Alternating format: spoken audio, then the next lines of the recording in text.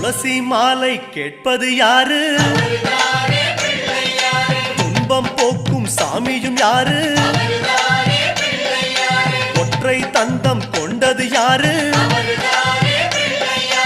ஓடும் காவிரி தந்தது யாரு? குமரன் கூட பிறந்தது யாரு? குவலயம் தாங்கும் குணமகன் யாரு?